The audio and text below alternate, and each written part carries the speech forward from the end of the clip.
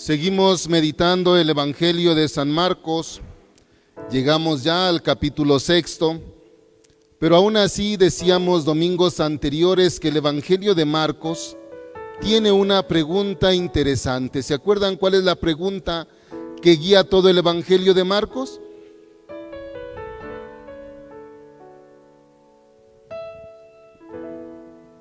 La pregunta que guía todo el Evangelio de Marcos, decíamos, es ¿quién es Jesús?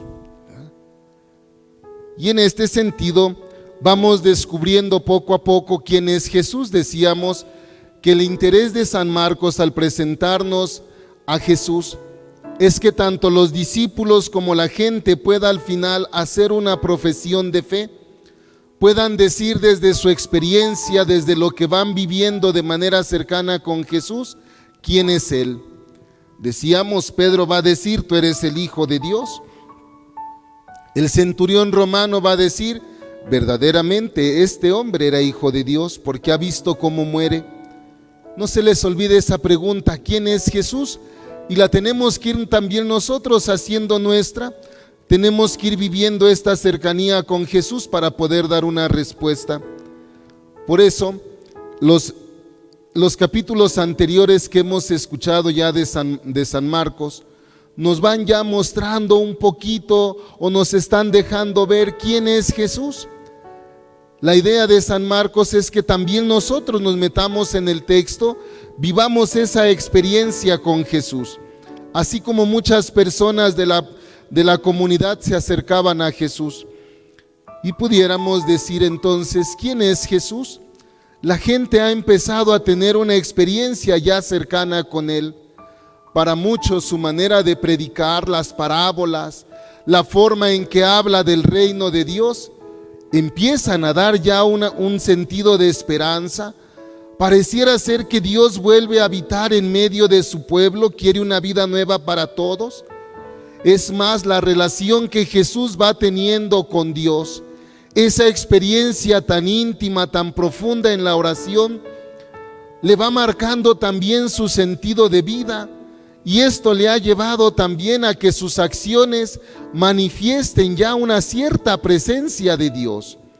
Sus milagros, sus curaciones van hablando ya de una presencia de Dios en medio de la vida, así lo empieza a reconocer la gente.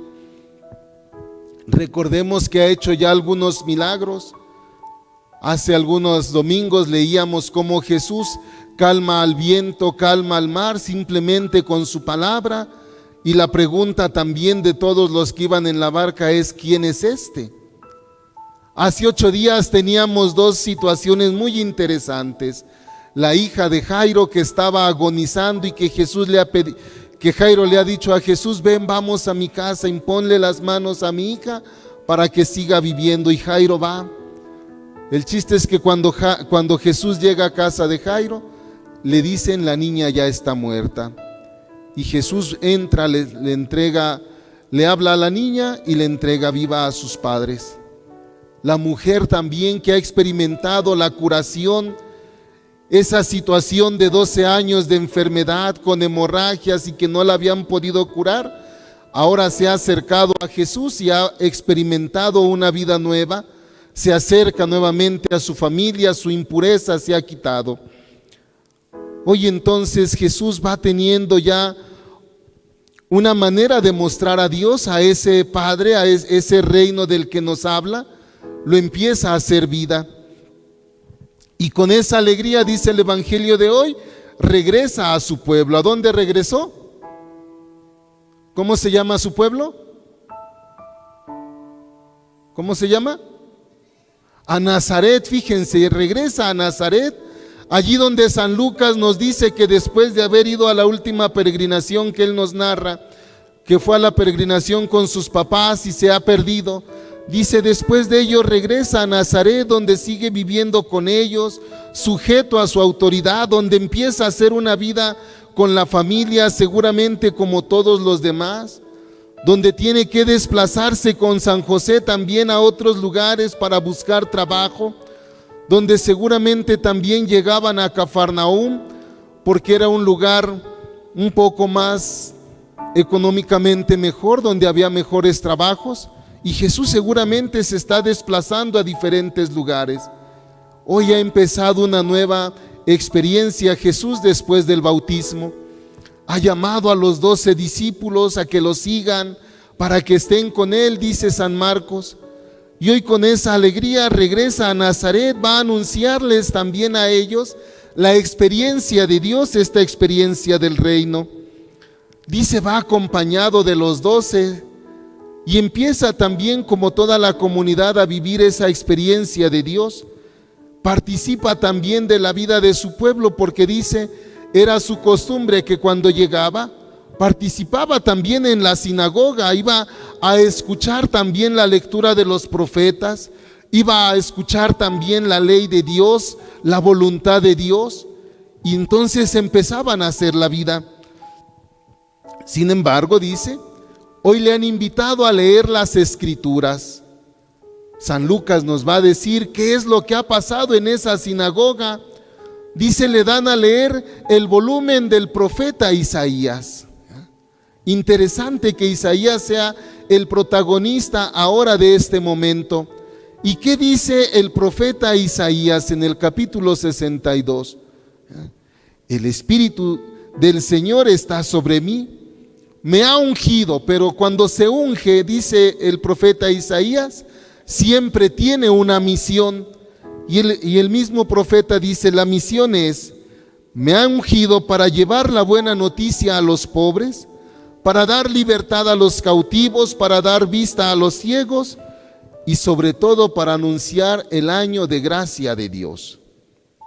Eso es lo que va a hacer el profeta, recordarle al pueblo el amor que Dios le tiene, recordarle y hacerle volver a él nuevamente con la conversión, suscitando entonces la fe, la cercanía del amor de Dios. El pueblo está atento, sabe que el profeta Isaías ha hablado, y ahora Jesús les dice, este pasaje hoy mismo se ha cumplido. Y empieza, dice San Lucas, que la gente empieza a admirarse de él, porque esas palabras también les llena a ellos de esperanza. Pero esta situación va a cambiar de un momento a otro, cuando empiezan entonces a reconocer que Jesús ha dicho, hoy se ha cumplido esta palabra, hoy se ha cumplido también la presencia de un profeta entre ustedes. La cuestión es, ¿y este quién se cree? A este le conocemos, ¿cómo va a venir ahora a hacerse de profeta? ¿Cómo va a venir ahora a hacerse de maestro? Y empiezan a desacreditar a Jesús.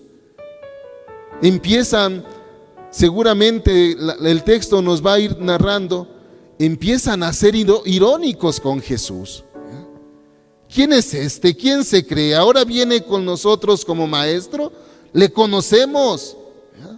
Y empiezan a decirle, ¿que no es este el carpintero? Ese que anda buscando de un lado para otro trabajo y ahora viene a enseñarnos. ¿No es este el hijo de María? La conocemos. Allí viven sus hermanos, sus hermanas, toda su familia, la conocemos y ahora viene a darse por profeta. Lo interesante es que no dicen su nombre. Nomás le llaman a ese fulano, ¿verdad? Y empiezan entonces así a desacreditar a Jesús. Y se empiezan a preguntar de dónde le viene esta forma de hablar. ¿Por qué él hace milagros? Porque seguramente han sabido que hace milagros. En Cafarnaún apenas hizo el milagro con la hija de Jairo, con la hemorroísa. Y entonces seguramente le empiezan a pedir milagros para poder creer en él. Así lo que hiciste en Cafarnaún, a ver, hazlo aquí entre nosotros. Danos una prueba de que eres profeta, de que eres el enviado de Dios. Y Jesús entonces dice, se admira de esa incredulidad. Y por eso les dice, nadie es profeta en su tierra. Y no es la primera vez que pasa esto, dice Jesús. San Lucas nos va a narrar este contexto y les dice, ¿se acuerdan también de Elías?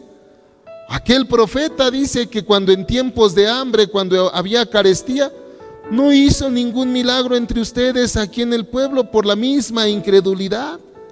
En cambio, con la viuda de Sarepta, allá sí hizo el milagro porque ella le ofreció lo poco de harina que tenía. Y entonces dice, la jarra, la harina nunca se les terminó hasta que hubo otra vez pan en medio del pueblo. Y les vuelve a recordar, ¿se acuerdan de Eliseo? Aquel profeta también que sanó a un hombre de la lepra. Recuerden que era sirio. A él lo curó porque aquí no pudo hacer milagros por su incredulidad. Y dicen que la verdad no peca, pero sí incomoda. Y entonces la gente se molesta porque les está echando en cara su falta de fe. Dice San Lucas después que se lo llevan a un despeñadero porque querían tirarlo, querían matarlo. Sin embargo, Jesús va a pasar entre ellos sin importarle lo que sigan pensando. Hoy así nos puede pasar también a nosotros.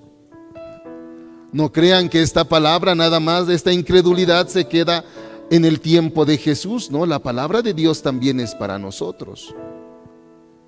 ¿Y cuántas veces Jesús nos ha hablado también del amor que Dios nos tiene? ¿Cuántas veces Dios se ha acercado a nuestra vida y a veces no le hemos reconocido? ¿Cuántas veces hemos participado escuchando su palabra y no ha hecho ningún cambio en nosotros? ¿Cuántas veces seguramente hemos participado de la Eucaristía, pero a veces no dejamos que la palabra de Dios también venga a nuestro corazón?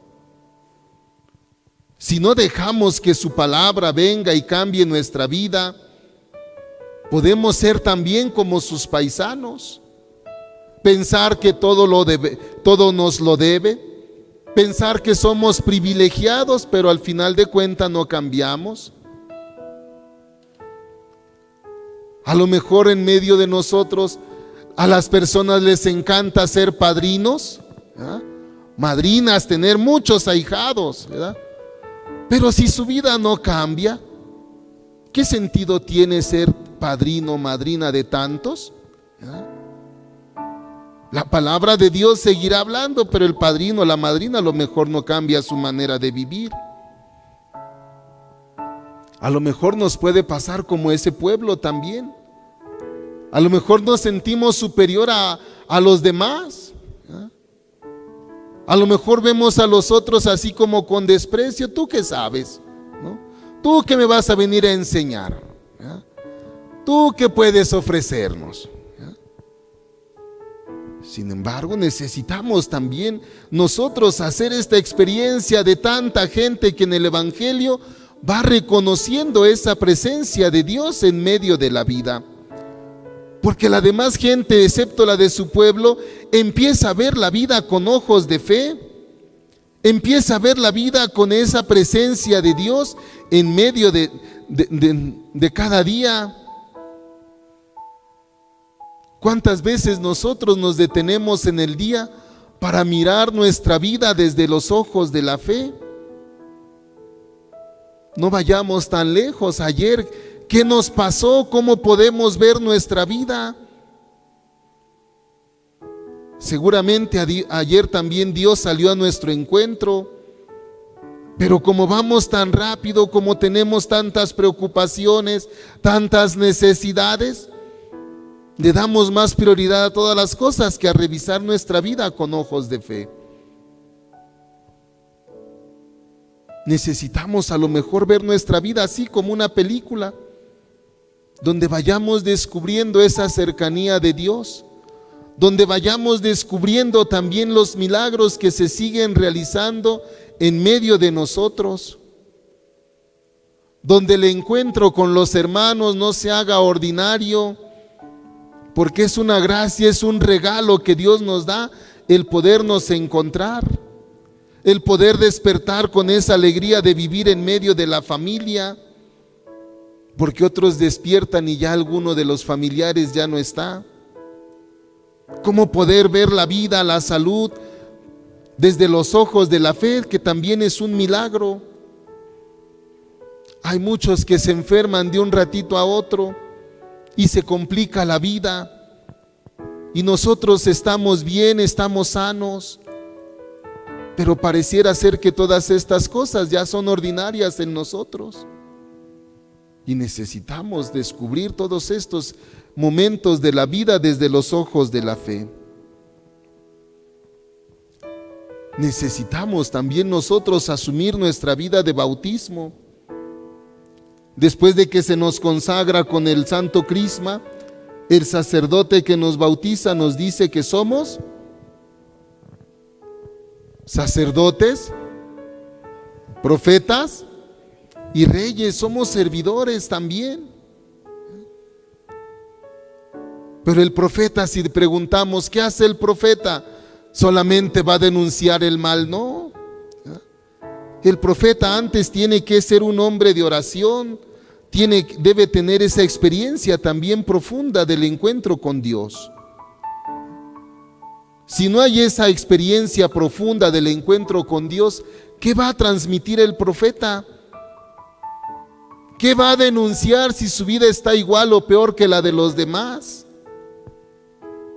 El profeta primeramente tiene que vivir esa experiencia de conversión, esa experiencia de escucha, esa experiencia de testimonio para los demás. Y hoy nosotros también somos profetas. ¿Quién les va a anunciar una vida mejor a los hijos? ¿El vecino? ¿La catequista? ¿Quién le va a anunciar una vida a los hijos?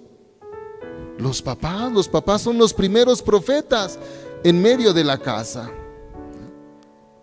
Ellos deben tener esa experiencia también profunda de oración con Dios. Deben tener esa experiencia también de conversión para que puedan ser esa presencia de Dios en medio de los hogares. ¿A quién van a escuchar los hijos?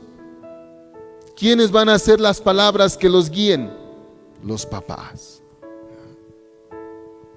Por eso ustedes, papás, son profetas también. Es cierto, a veces nos decepcionamos, a veces también vienen momentos difíciles. ¿O no les pasa así? Que a veces nos cuestionamos y a veces hasta con los hijos decimos, cómo me causa dolor de cabeza, no entiende, ¿no? Y sin embargo seguimos caminando con ellos. Y necesitamos acercarnos también para calentar su corazón, para animarlos en la vida. Allí necesitamos aprender a ser profetas. Allí necesitamos hablar con una vida más auténtica, con una vida verdadera. No es necesario ir a decirle al vecino, a la vecina, mira, tu hijo está así, tu hija está así. No, los primeros somos en la casa. Porque el profeta, como decimos, anuncia y denuncia las injusticias, vemos enfrente, pero no vemos aquí. Y nos encanta ese ejercicio, juzgar al otro, menos a nosotros mismos. El profeta empieza con la conversión de la propia vida, con esta experiencia del encuentro con Dios, con la oración. Por eso para nosotros cristianos la oración tiene que ser algo que esté en medio de nuestra vida. Al final les vamos a hablar con este tríptico, ¿verdad?, de la necesidad de la oración que también tenemos hoy en este año que el Papa Francisco nos invita a vivir como un año de oración. Nosotros lo vamos a vivir poquitos meses porque esto ya inició desde enero. Pero necesitamos ser hombres de oración, mujeres de oración, profetas en medio de nuestra casa, con una vida más auténtica, con un buen testimonio de nuestra vida cristiana. Que no nos pase como a los paisanos de Jesús, incrédulos, duros de corazón, creyendo ya saberlo todo y que nadie nos puede enseñar nada. De quien menos lo esperamos a veces aprendemos, pero se aprende también en la oración.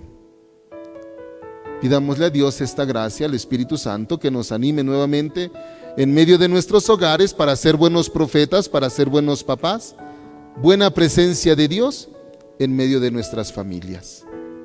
Que el Señor nos ayude y que Santo Tomás interceda por nosotros. En el nombre del Padre, del Hijo y del Espíritu Santo. Amén.